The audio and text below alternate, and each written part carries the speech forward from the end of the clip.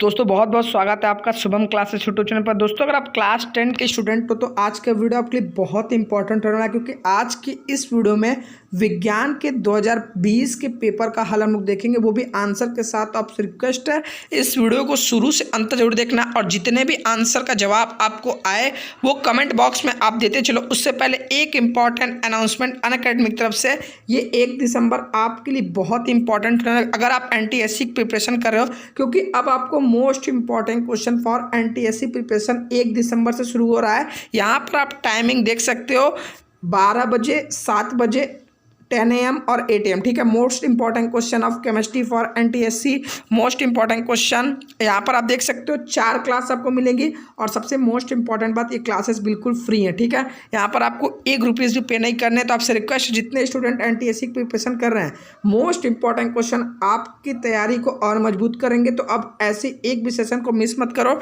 Description में link है, वहाँ से जाकर इस क्लास को अटेंड करो। डियर स्टूडेंट, स्वागत है आप सभी का शुभम क्लासेस का इस नए वीडियो में। मैं संजीव सर। स्टूडेंट, आज के इस वीडियो में हम 2019 के सभी बहुविकल्पीय प्रश्नों को सॉल्व करने वाले हैं। 2019 में जो आपके बोर्ड पेपर में 7 सेट बने थे, उन सभी 7 सेट के बहुविकल्पीय प्रश्नों को आंसर के साथ डिस्कस करने वाले हैं। तो स्टूडेंट, ये वीडियो आपके लिए बहुत ही इंपॉर्टेंट होने वाला है। वीडियो के साथ आप अंत तक जरूर बने रहिएगा। वीडियो को कहीं पर भी 1 सेकंड के लिए भी स्किप मत करना, क्योंकि इस वीडियो से आपके फिजिक्स वाले सेक्शन में 4 नंबर बिल्कुल कंफर्म होने वाले हैं। तो अगर किसी एक वीडियो से आपके 4 नंबर कंफर्म हो रहे हैं तो फिर क्या दिक्कत है। तो चलिए आइए वीडियो को स्टार्ट करते हैं। वीडियो को स्टार्ट करने से पहले आप लोग वीडियो को लाइक कर दीजिए, और जो लोग चैनल पर नए हैं, चैनल को अभी तक सब्सक्राइब नहीं किए हैं, वो चैनल को सब्सक्राइब कर लें, और बेल आइकन का बटन भी दबा लें, जिससे हमारी आने वाली हर एक अपडेट के बारे में आपको पता चलता रहे या उसका नोटिफिकेशन आपको मिलता रहे। तो चलिए वीडियो को स्टार्ट करते हैं।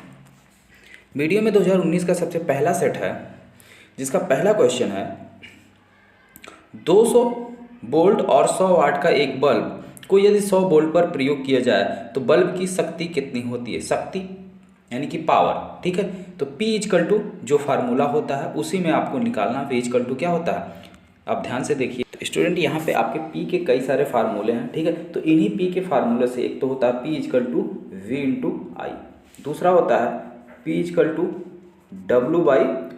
तो इन्हीं फार्मूलों का यूज करते हुए हमें इस क्वेश्चन का आंसर बताना है। तो इस क्वेश्चन का जो करेक्ट आंसर होगा वो आपका आंसर नंबर 2 होगा, यानी 25 वाट। कितना होगा, 25 वाट। चलिए बढ़ते हैं अगले क्वेश्चन की तरफ। एक अनंत एवं उत्तल दर्पण के ध्रुव P के बीच रखी वस्तु का प्रतिबिंब कहाँ और किस प्रकृति का बनेगा। यानी वस्तु का प्रतिबिंब जो है वो आपका कहाँ पर बनेगा और उसका नेचर कैसा होगा, यानी कि आभासी बनेगा कि वास्तविक बनेगा। अब ये सारी चीज़ें अगर आप अच्छे से हमारे लेक्चर्स यानी वीडियो लेक्चर्स को आपने देखा है, जब हम आपको प्रकाश का परावर्तन तथा अपवर्तन का चैप्टर पढ़ा रहे थे, तो वहाँ पे इन सारी चीज़ों को हमने बहुत ही बारीकी से जो है आपको प्रतिबिंब कहाँ बनेगा, कैसा बनेगा, वो सारी चीज़ें मैंने डिस्कस की थी। तो यहाँ पे जो इसका आंसर होगा वो होगा दर्पण के पीछे P एवं F के बीच, और कैसा बनेगा, आभासी बनेगा और सीधा बनेगा। यानी ऑप्शन नंबर 1 आपका करेक्ट है। चलिए आगे बढ़ते हैं अगले क्वेश्चन की तरफ। निर्वात में प्रकाश की चाल 3×10⁸ मीटर पर सेकंड है, तो कांच जिसका अपवर्तनांक आपको दे रखा, अपवर्तनांक दिया है कितना, 1.5 है, इसमें प्रकाश की चाल आपकी क्या होगी। तो अपवर्तनांक बदलने पर यानी माध्यम बदलने पर प्रकाश की चाल बदल जाती है। ठीक है, तो आप सिंपली जो फार्मूला जानते हैं उसको आप अप्लाई करेंगे, तो जो नई चाल आपकी आएगी, ठीक है, नई चाल V क्या हो जाएगी, नई चाल V' पुरानी चाल V बटे क्या होगा, अपवर्तनांक। क्या होगा, अपवर्तनांक। ठीक है, तो अपवर्तनांक आपका कितना है, 1.5। तो V यहाँ पे कितना है, 3×10⁸ बटे 1.5 क्या लिख सकते हैं, 3/2। तो 3 से 3 कैंसिल हो गया, 2 चला जाएगा, आपका ऊपर कितना आ जाएगा, 2×10⁸ ये आपका आंसर हो गया। यानी आंसर नंबर 4 आपका राइट है। ठीक, चलिए आगे बढ़ते हैं अगले क्वेश्चन की तरफ। क्वेश्चन नंबर 4 है, निम्न में A एवं B के बीच तुल्य प्रतिरोध कितना होगा। A और B के बीच तुल्य प्रतिरोध, आप देखो यहाँ पे ये 1 ओम, ठीक है, और ये दूसरा आपका कितना है, 1 ओम। दोनों ही 1-1 ओम के प्रतिरोध आपके हैं, दोनों ही क्या है, 1 ओम के प्रतिरोध। अच्छा, इसका प्रतिरोध नहीं दिया, इसका प्रतिरोध 0.5 होगा। ठीक है, इसका प्रतिरोध जो है 1/2 ओम होगा, यहाँ पे लिखना भूल गए थे। चलिए, तो ये हो गया। अब देखिए 1 ओम यहाँ पर और 1 ओम यहाँ पर, ये दोनों कैसे हैं? समांतर क्रम में। तो इनका तुल्य प्रतिरोध कितना हो जाएगा? 1/2। और अब इसका दोनों का तुल्य 1/2 हो गया और ये 1/2, ठीक है, ये दोनों श्रेणी में हो गए। तो श्रेणी में सीधे सीधे जोड़ लो, 1/2 + 1/2 मिलकर कितना हो गया? 1। यानी इसका करेक्ट आंसर कितना हो गया? 1 ओम। चलिए आगे बढ़ते हैं अगले क्वेश्चन की तरफ। अगला क्वेश्चन सेट नंबर 2 का है, अवतल दर्पण द्वारा किसी वस्तु का सीधा व बड़ा प्रतिबिंब बनाने के लिए उसे रखना होगा। यानी उस वस्तु को हम कहाँ पर रखें कि वस्तु का हमें सीधा और बड़ा प्रतिबिंब मिले, ठीक है। तो ये भी आपके प्रकाश के परावर्तन तथा अपवर्तन का है। प्रतिबिंब बनने के नियम अगर आपको अच्छे से पता है तो आप इसका आंसर आसानी से बता सकते हैं। चलिए हम आंसर आपको बता रहे हैं। तो इसका आंसर जो होगा, दर्पण के ध्रुव P और उसके फोकस बिंदु के बीच में अगर हम रखते हैं, यानी सेट नंबर 1 में यही क्वेश्चन दूसरे तरीके से पूछा गया था, ठीक है। वहाँ पे ऑप्शन दिया गया था और जो आपका ये क्वेश्चन है वो आंसर में था, लेकिन यहाँ पे उसी का जस्ट उल्टा पूछा गया है। तो इसका आंसर होगा दर्पण के ध्रुव P और उसके फोकस बिंदु F के बीच में हमें रखना होगा, ठीक है। ओके स्टूडेंट, क्लियर हो गया। चलिए आगे बढ़ते हैं अगले क्वेश्चन की तरफ।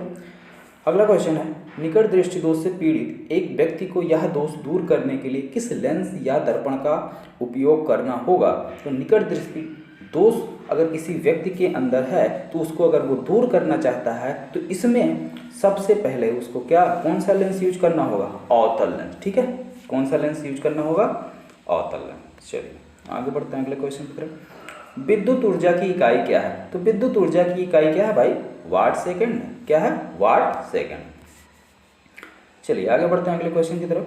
स्थिर चुंबकीय क्षेत्र में ध्रुवों के बीच किसी विद्युत धारावाही चालक पर लगने वाले बल की दिशा ज्ञात करने के लिए उपयुक्त नियम है। तो किसी भी धारावाही चालक का जो हमें बल ज्ञात करना है उसके लिए इसमें से फ्लेमिंग के बाएं हाथ के नियम का उपयोग करते हैं, ठीक है। बल ज्ञात करने के लिए फ्लेमिंग के बाएं हाथ का नियम हम उपयोग करते हैं, यानी कि ऑप्शन नंबर 3 आपका राइट है। आगे बढ़ते हैं अगले क्वेश्चन की तरफ। एक लेंस की क्षमता +1 डायोप्टर है तो इसकी फोकस दूरी क्या होगी? लेंस की क्षमता कितनी दे रखी स्टूडेंट? 1, ठीक है, 1 डायोप्टर, यानी कि P = दिया है 1D और P = कितना होता है? 1/f, ठीक है। 1 डायोप्टर है यानी कि ये मीटर में होता है। अगर इसको हम सेंटीमीटर में बनाएं तो कितना हो जाएगा? तो यहाँ से F = कितना हो जाएगा? 1/P और P यहाँ पे मीटर है तो मीटर को सेंटीमीटर में बनाने के लिए हमें क्या करना होगा? तो टोटली जो है F = हो जाएगा हमारा 100 सेंटीमीटर। कितना आ जाएगा? F = 100 सेंटीमीटर, यानी कि ऑप्शन नंबर 2 आपका राइट है।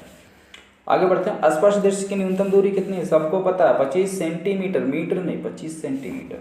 आगे बढ़िए अगले क्वेश्चन की तरफ। लघु पथन के समय वैद्युत धारा का मान बताइए।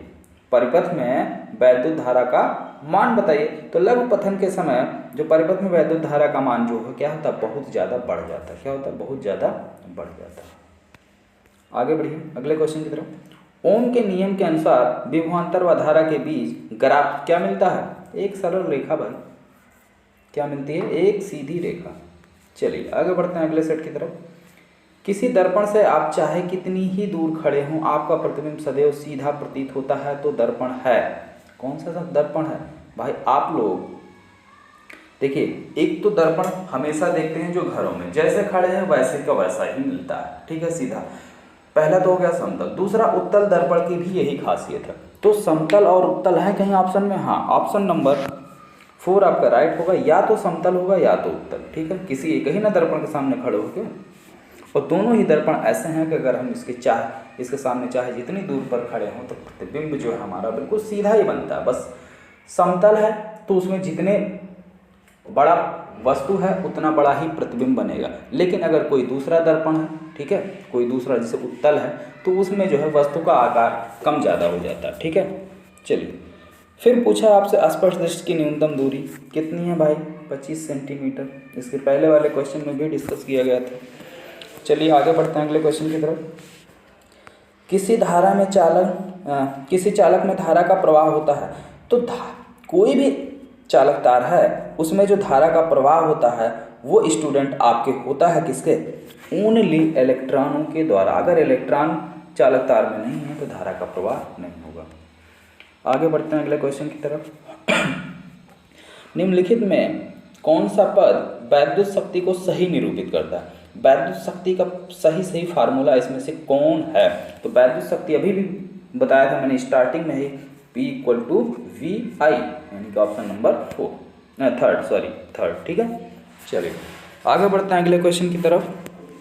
किसी वस्तु का अवतल दर्पण द्वारा बना प्रतिबिंब आभासी, सीधा तथा वस्तु से बड़ा पाया वस्तु की स्थिति होगी, यानी वस्तु जो है हमारा कहाँ पर स्थित होगा? तो वस्तु जो है हमारा, जब भी वस्तु का प्रतिबिंब हमें सीधा और वस्तु से बड़ा मिले तो तुरंत समझ जाओ कि वस्तु जो है ध्रुव और फोकस के बीच में स्थित है। कहाँ? ध्रुव और फोकस के बीच में, यानी ऑप्शन नंबर 4 आपका सही है। एक लेंस से 0.2 मीटर दूर रखी वस्तु के आभासी प्रतिबिंब का आवर्धन, यानी m = दिया हुआ है 0.5 है, तो यह लेंस होगा।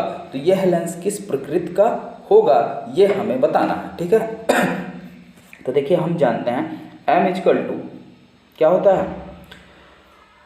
प्रतिबिंब की दूरी बटे वस्तु की दूरी। प्रतिबिंब की दूरी कितनी? v/u, ये फार्मूला होता है, इसी में रख लीजिए। m दिया है, v u आप आसानी से निकाल सकते हैं। तो u जो निकल के आपका आएगा स्टूडेंट, ये आएगा 0.2 मीटर फोकस दूरी का अवतल लेंस होगा। ठीक है, यानी option number 2 is right answer. आगे बढ़ते हैं अगले क्वेश्चन की तरफ। स्वस्थ आंख के लिए दूर बिंदु होता है, तो स्वस्थ आंख के लिए भाई दूर बिंदु क्या होता है?